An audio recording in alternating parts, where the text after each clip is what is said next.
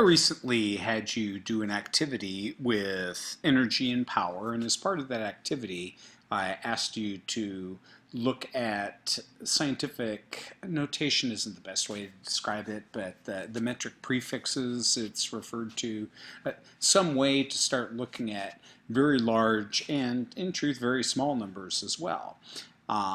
Recently, in the United States government, there have been conversations about our budget, and so I thought this is a teachable moment to use the ideas of large numbers and prefixes, and then also possibly um, coming up with analogies to help understand things better.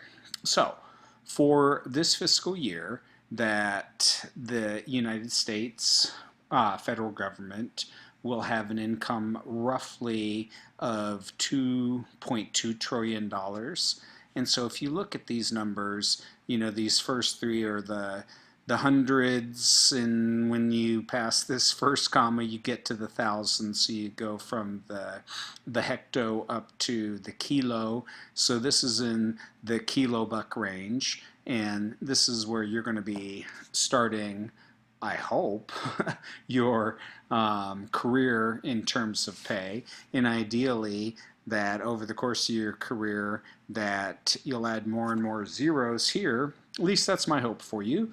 And some of you might even pass this comma where you get up into, instead of hundreds and thousands, you get up into the millions. But in science, we don't call it millions.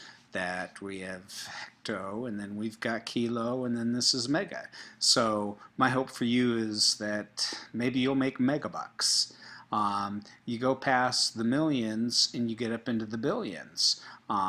In our world in science, we don't talk about trillions. We end up talking about giga. And some people pronounce it giga, especially if you watch Back to the Future and they're talking about how many gigawatts the flux capacitor has. But giga is the way it's typically referred to.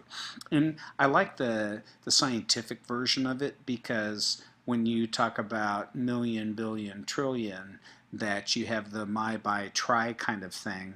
And that doesn't necessarily make sense to me in this sort of way of looking at it. But anyways, our budget doesn't just stop at the megabucks, that we get up here past this comma to where this is 2.2 times 10 to the 3, 6, 9, 12. Wow, times 10 to the 12th? That is in the terabuck range. So that's a lot. So this is the money that we take in through all of our taxes, fees, etc. Now, if we want to then look at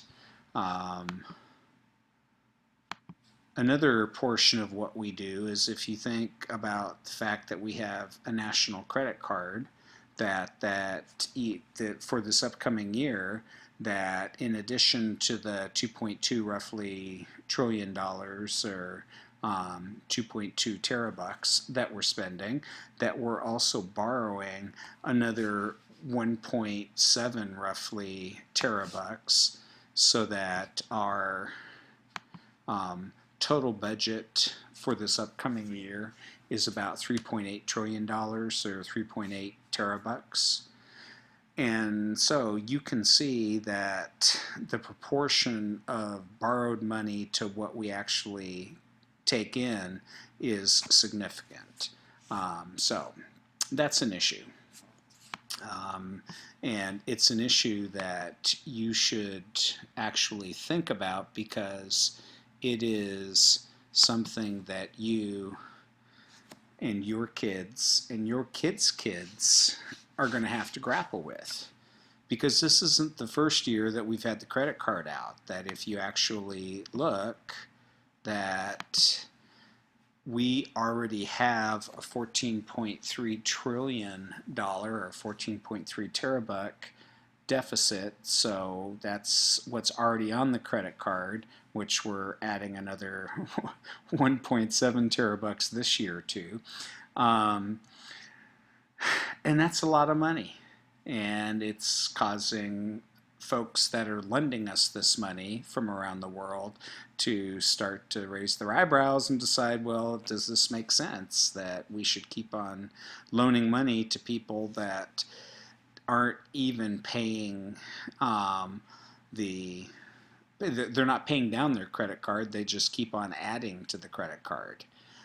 So there was, as I'm sure you heard on the news, read in the papers, or heard from friends and neighbors, talked about it in church or wherever, that there were discussions of how we had to come up with a budget for the remainder of this year because last year's Congress didn't do their job. So they did these things called continuing resolutions to try to kick the can down the road for a little while. And so the new House, as of January, decided, well, what we really need to do is to go ahead and cut what we're spending by $100 billion. And if you did pay much attention to the news, people just went ape over this, that the people that supported the idea thought it was, a good first step. People that didn't propose the idea actually used language like slash and burn, and like Nazis, like stormtroopers, all kinds of stuff, that this was a draconian kind of cut. And so after some talking, then people said, okay, well, rather than the 100 billion, since the year's already progressed a ways, we'll only do the $61 billion. Well, that $61 billion was again greeted with very, what? The language was not pleasant, that people said that old folks are going to die, women and children were not going to have food and health care, etc., that this again was too draconian. And so the various folks in Congress got together along with the president and came up with another proposal that was voted on, passed, and signed by the president that brought down the amount of the cut to $38 billion. But then the Congressional Budget Office went through, and they call it scoring, where they look at what the numbers really mean. And in terms of actual real cuts, that the number really isn't 38 billion, that what ends up surviving out of those cuts is somewhere in the order of $330 million.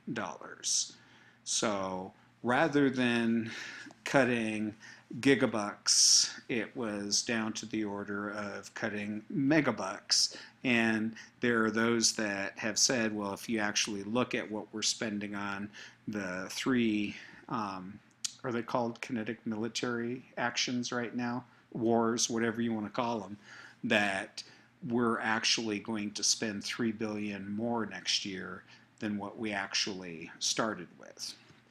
Now, one of the challenges of talking about not hundreds and thousands so much, because I think most people can wrap their heads around that.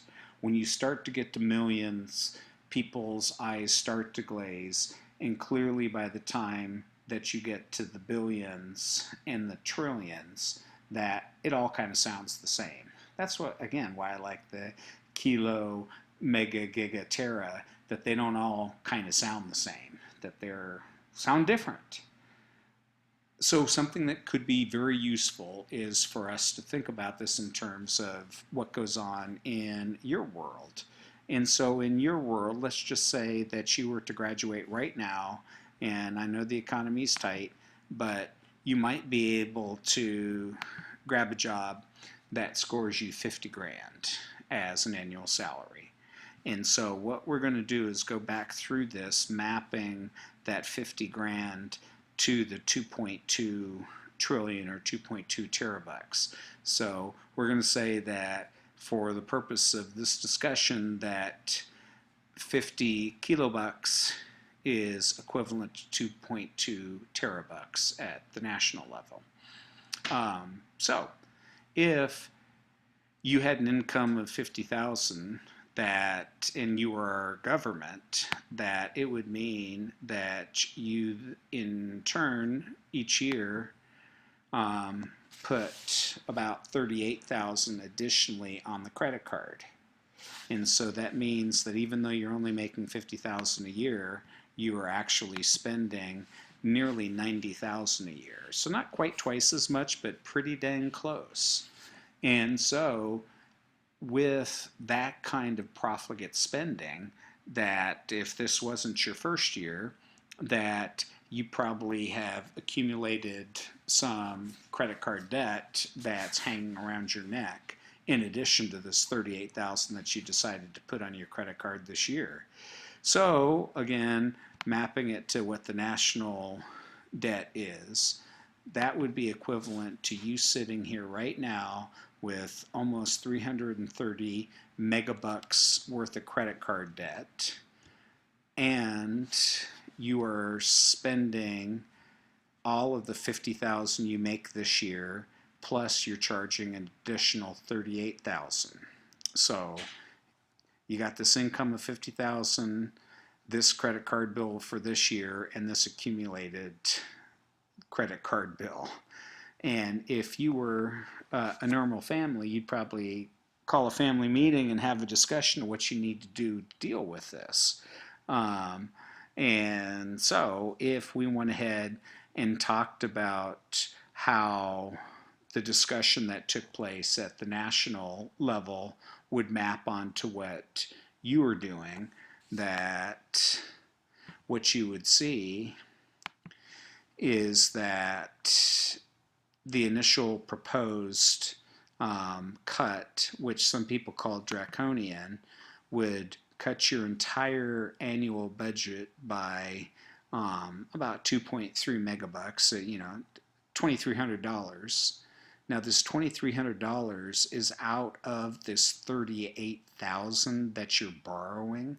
It's not addressing any of this systemic debt that you have. It's only a reduction in how much you're borrowing this year.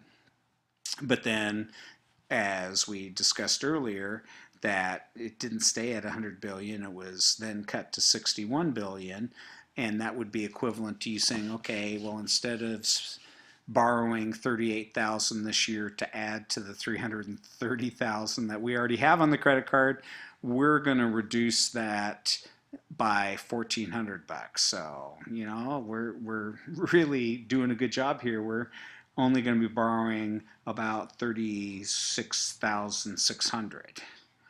But then we talked with other folks in the family and they said, well, that's just too radical. You can't do that. That's extreme. So we need to cut that back down. So, okay, now we're down to about 880 bucks out of this 38,000 that we're borrowing, that is what is agreed to.